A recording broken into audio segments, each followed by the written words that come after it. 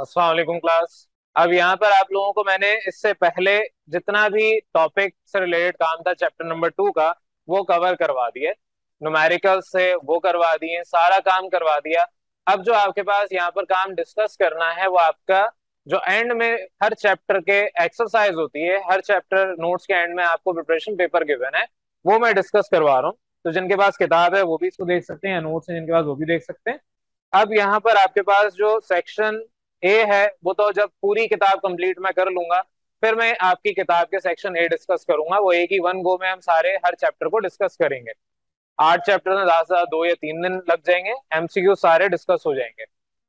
Section B, क्योंकि मैंने topics descriptive सारा करवा दिया है, वो सारा काम आप यहाँ पर कर सकते हैं। मैं one by one question discuss कर रहा हूँ, आपने आंसर कैसे करना है वो आप पे डिपेंड करता है, वरना नोट्स या किताब में वैसे आंसर गिवन है, आपको दिया हुआ है। अब फर्स्ट क्वेश्चन है, आपसे कहा है draw the structure of isotopes of chlorine. Chlorine का आइसोटोप का स्ट्रक्चर आप ड्रॉ कर सकते हैं, बेशक आपकी किताब में नहीं बना, आपको बनाना आना चाहिए। सिंपल क्या होगा, चेंज आइसोटोप में क्या होता है, नंबर ऑफ न्यूट्रॉन्स चेंज होते हैं, इलेक्ट्रॉन्स और प्रोटॉन्स तो सेम ही रहेंगे, न्यूट्रॉन्स चेंज हो जाते हैं। आगे लिखा है to justify the definition of isotopes. To justify the definition of isotope का मतलब कि आपने स्ट्रक्चर बनाया। अब लेट सपोज क्लोरीन के 2 आइसोटोप हैं, एक आपके पास जिसमें न्यूट्रॉन 18 है, दूसरा जिसमें न्यूट्रॉन 20 है, 20 है। दो आपने बना लिए। बाकी आप देख रहे प्रोटॉन भी सेम है, इलेक्ट्रॉन भी सेम है। आपके यहाँ पर अब न्यूट्रॉन सिर्फ चेंज आ रहे हैं, उसकी वजह से आप कहेंगे कि आपके आइसोटोप की डेफिनेशन के मुताबिक जो आपके न्यूट्रॉन्स हैं सिर्फ उसमें फर्क आता है, बाकी इलेक्ट्रॉन प्रोटॉन सेम रहते हैं। सम ऑफ प्रोटॉन्स एंड न्यूट्रॉन्स आपका एटॉमिक मास बनाते हैं और एटॉमिक मास दोनों में डिफरेंट है। इस वजह से आपके ये आइसोटोप को जस्टिफाई भी कर रहा है डेफिनेशन को। आइसोटोप क्या थे, elements having same atomic mass, same atomic number but different atomic masses.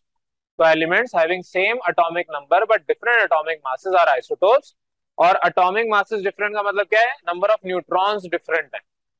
तो सिंपल आपने जस्टिफाई करना है। Next question, an atom has 5 electrons in M shell. एक इलेक्ट्रॉन है जिसके, एक एटम है जिसके पास 5 इलेक्ट्रॉन है। चलें ये मैं आपको रफली समझा देता हूँ। रफली कैसे होगा, आपने सबसे पहले ये क्वेश्चन उतारा, क्वेश्चन नंबर 2 जो भी है आपको। अब यहाँ पर सिंस गिवन दैट, यहाँ पर आप लिखेंगे since given that number of electrons are 5 in M shell, that is M shell आपके पास 5 इलेक्ट्रॉन्स रखता है। तो आपने ऊपर लेगा since given that number of electrons in M shell are 5 electrons. उसके बाद आपसे कहा है पार्ट्स में find out its atomic number, atomic number find करना है। Second, write electronic configuration of atom, उस एटम की इलेक्ट्रॉनिक कन्फिग्रेशन देनी है। Name the element of atom, उस एटम के जो एलिमेंट आपका जो भी होगा, name the element of atom लिखा हुआ है, उस एटम का नाम बराल देना है। तो अब ये 3 चीजों में से पहले आपको एटॉमिक यानी इलेक्ट्रॉनिक कन्फिग्रेशन करनी पड़ेगी। तो पहले आप इलेक्ट्रॉनिक कन्फिग्रेशन बी पार्ट करेंगे, फिर उसके बाद ऑटोमेटिकली एटॉमिक नंबर आएगा। वैसे आप डायरेक्ट भी लिख सकते हैं, मैं आपको चलें ए पार्ट करवा देता हूँ, वरना बी से आप करते तो आसान रहता, ए पहले करवा देते हैं। ऐसा कौन सा एटम है जिसके एम शेल में 5 इलेक्ट्रॉन आते हैं, फॉस्फोरस। फॉस्फोरस के पास 5 इलेक्ट्रॉन्स आते हैं आउटर मोस्ट शेल में, आउटर मोस्ट शेल उसका एम शेल है। तो आपके पास यहां से डायरेक्ट अंदाजा लग सकता है, आप कहेंगे कि आपके पास जो एटॉमिक नंबर है वो होगा, एटॉमिक नंबर अभी क्योंकि फर्स्ट पार्ट में बोला है एटॉमिक नंबर, वो फॉस्फोरस का कितना होता है, 15।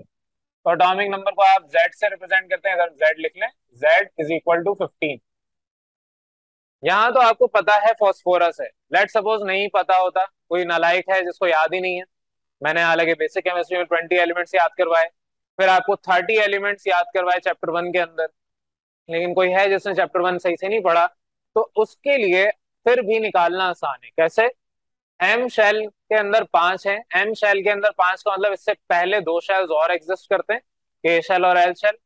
एम शेल में तब इलेक्ट्रॉन्स जाएंगे जब के और एल फिल हो चुके होंगे। तो के में 2, एल में 8, टोटल 10 इलेक्ट्रॉन, एम में 5, 10 + 5 15।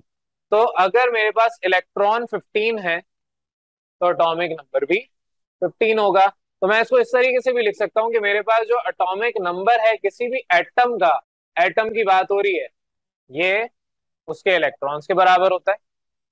और इलेक्ट्रॉन्स आपके पास यहाँ पर 15 गिवन है, तो एटॉमिक नंबर आपके पास 15 आ गया। अभी आपको नहीं बताना, थर्ड पार्ट सी पार्ट में बताना है कि कौन सा एलिमेंट है। बी पार्ट पे आए। बी में आपसे कहा है, जो आपके पास सेकंड पार्ट है, राइट इलेक्ट्रॉनिक कन्फिग्रेशन। तो आप हेडिंग डालेंगे इलेक्ट्रॉनिक कन्फिग्रेशन की। तो इलेक्ट्रॉनिक कन्फिग्रेशन हेडिंग डालने के बाद यहाँ पे पूरे आप पुट डालें। इलेक्ट्रॉनिक कन्फिग्रेशन का मतलब क्या है, के शेल में कितने हैं, तो के शेल के अंदर दायरे 2 पूरे हैं। एल शेल में कितने, उसके अंदर 8 पूरे हैं। एम शेल में गिवन है 5 इलेक्ट्रॉन्स। तो आप इस तरीके से लिखेंगे, आपके पास 2, 8 और 5 इलेक्ट्रॉन्स इस तरह डिस्ट्रीब्यूट हुए हैं। सिर्फ इधर आपके इलेक्ट्रॉन्स बताया हुआ है कि इलेक्ट्रॉनिक कन्फिग्रेशन करनी है, ये नहीं बताया सब एनर्जी लेवल, ये सब एटॉमिक लेवल पे जो आपके सब शेल्स हैं उनको आपने डिफाइन करना है। सिर्फ आपसे क्या इलेक्ट्रॉनिक कन्फिग्रेशन एटम की बताएं, और इलेक्ट्रॉनिक कन्फिग्रेशन ये आपने पढ़ी हुई है। अगला का है name the element of atom. तो आपके ऐसे एलिमेंट जिसका एटॉमिक नंबर 15 हो, यहाँ लिखेंगे the element whose atomic number is 15, the element whose atomic number is 15 is phosphorus। और फिर आप लिखेंगे दैट इज phosphorus का आपने पढ़ रखा है, phosphorus आप किससे रिप्रेजेंट करते हैं, P से। इसका एटॉमिक नंबर 15, एटॉमिक मास 31।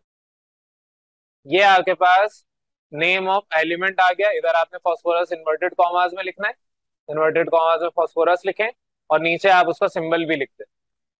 तो ये आपका सिंपल सा तरीका है क्वेश्चन नंबर 2 को सॉल्व करने का। अब इसके बाद जो आपके क्वेश्चंस हैं वो थ्योरेटिकल हैं, उस पर भी आ जाए। Justify the Rutherford atomic model has defects. Justify करना है, रदरफोर्ड एटॉमिक मॉडल के पास डिफेक्ट्स हैं, प्रूफ करना है। जस्टिफाई मतलब प्रूफ करना है।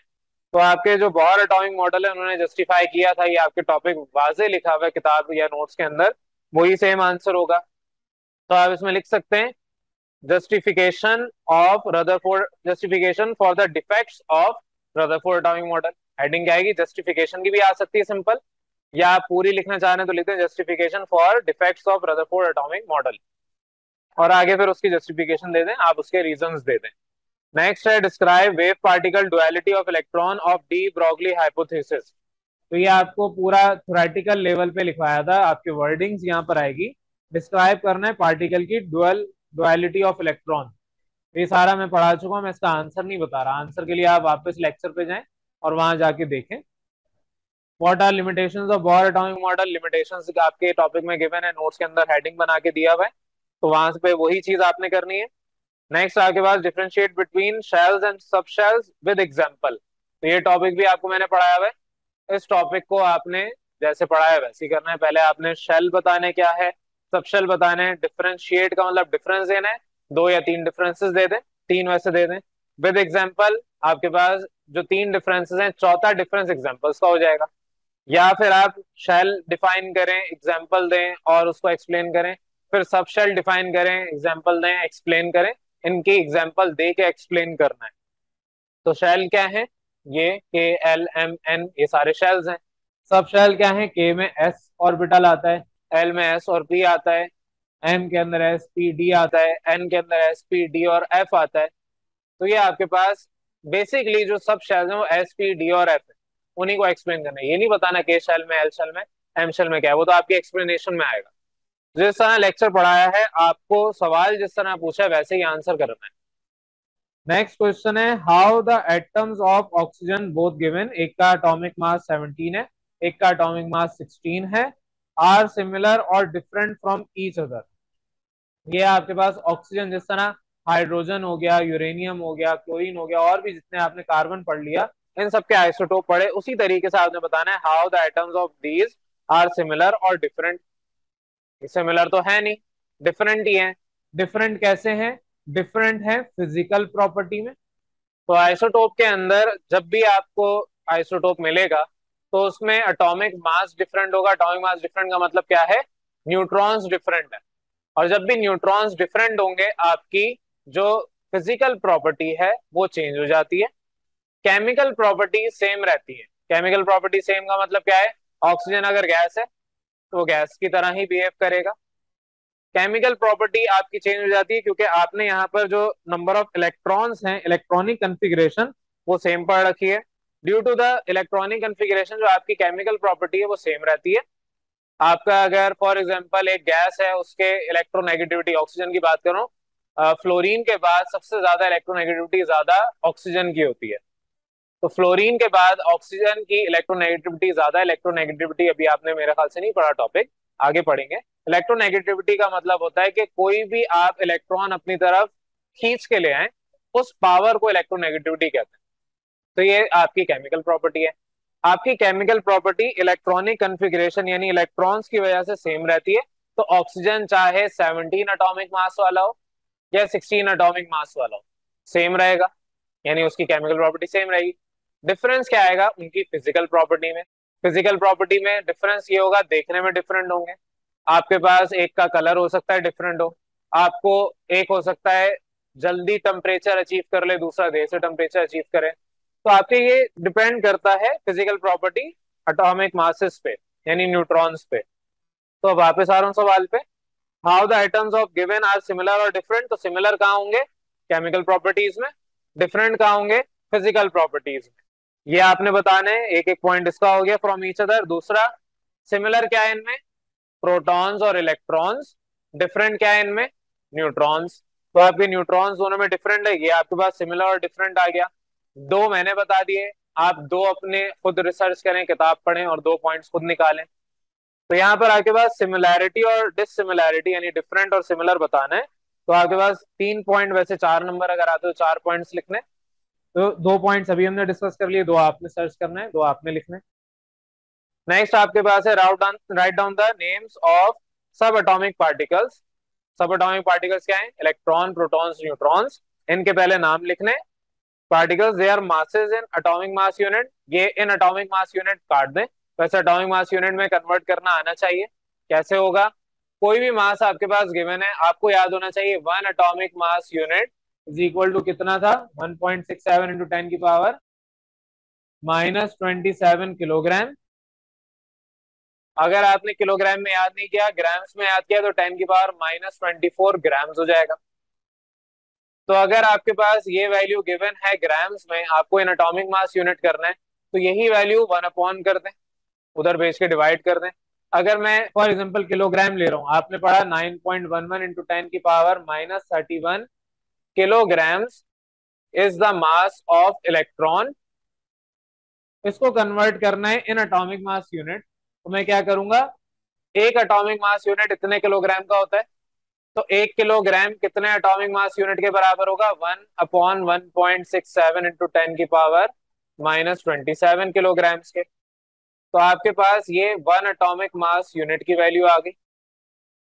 किलोग्राम से किलोग्राम कैंसिल हो जाएगा, कैलकुलेटर की मदद से आप इसको डिवाइड करेंगे। 10 की पावर -31, 10 की पावर -27, ऊपर जाएगा ये माइनस, ऊपर जाके प्लस में कन्वर्ट होगा।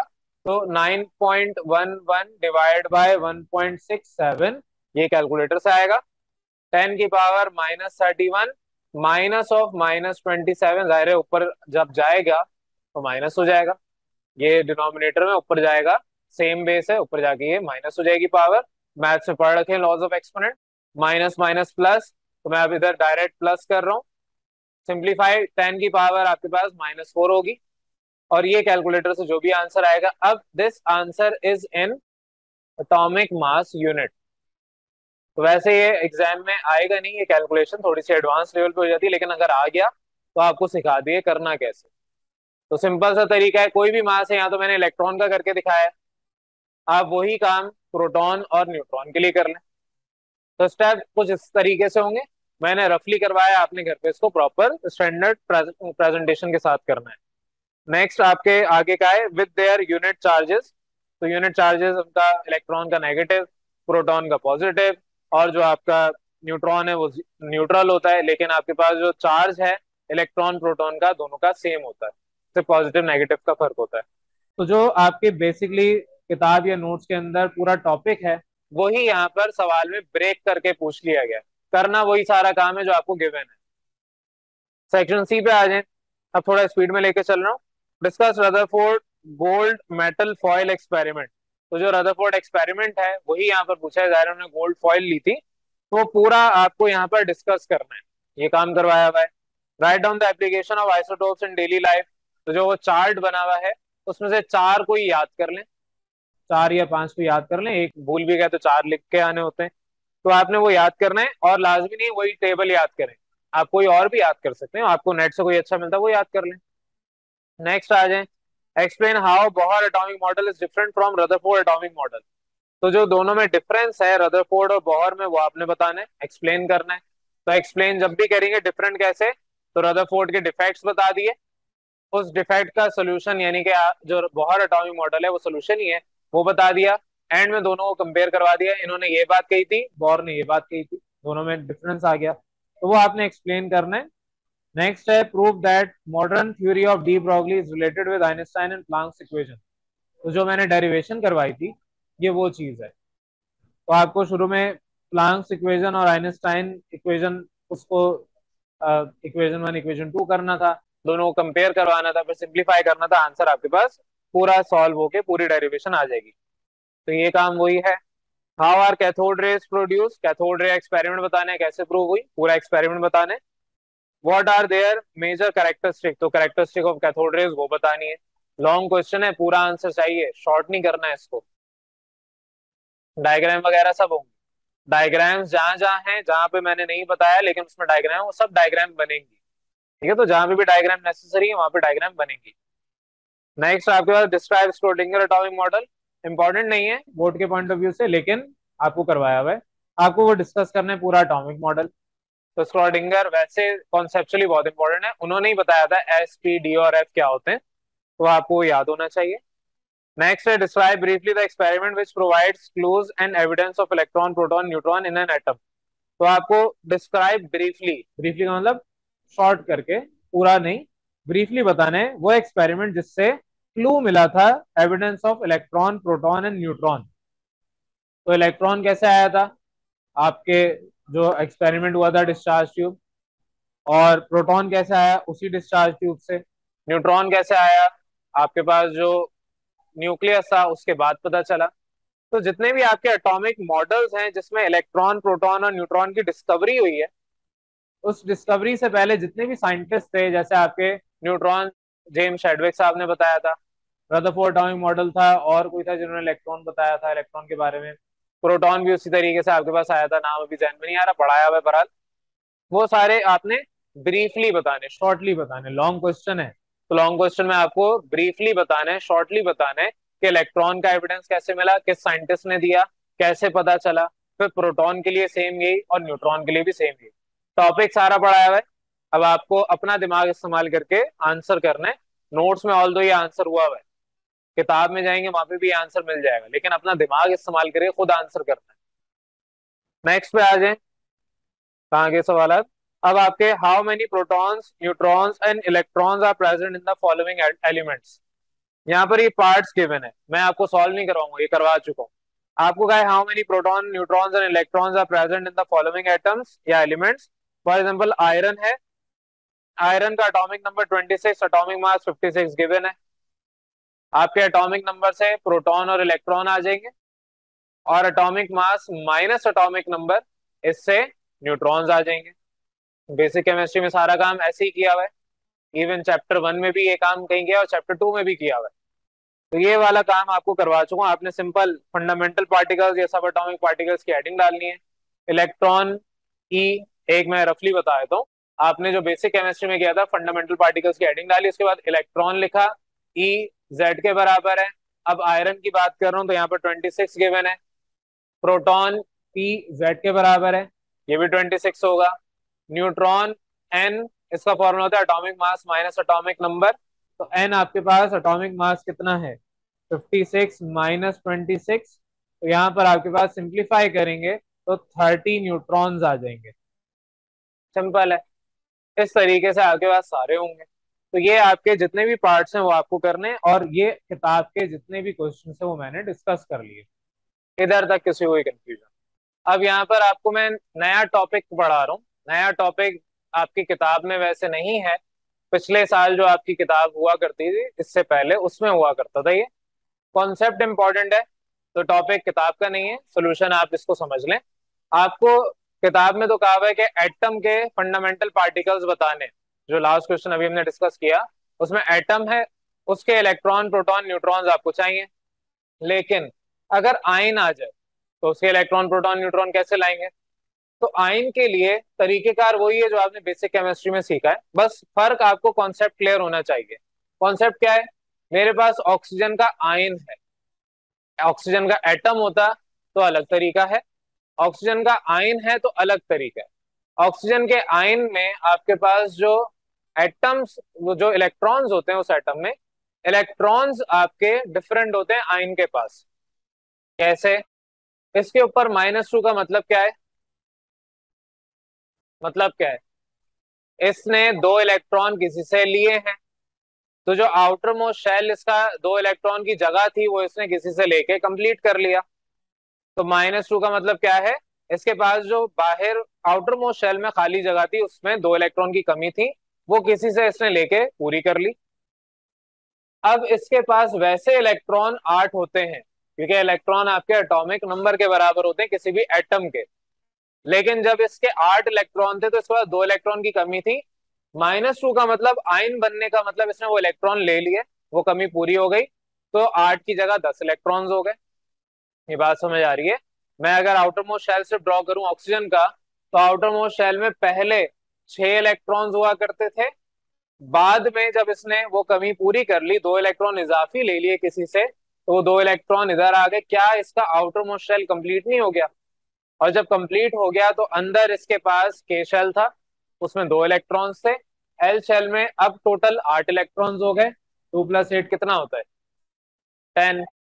तो 10 इलेक्ट्रॉन्स आपके पास पूरे हो गए ऑक्सीजन के। मैं इसको पूरा अगर ड्रॉ कर दूं, ये इसका के शेल है जिसमें 2 इलेक्ट्रॉन्स हैं, और ये इसका न्यूक्लियस है जिसमें प्रोटॉन 8 ही रहेंगे, न्यूट्रॉन भी 8 ही रहेंगे, क्योंकि प्रोटॉन और न्यूट्रॉन न्यूक्लियस के अंदर है, और न्यूक्लियस के अंदर चेंजेस नहीं होती।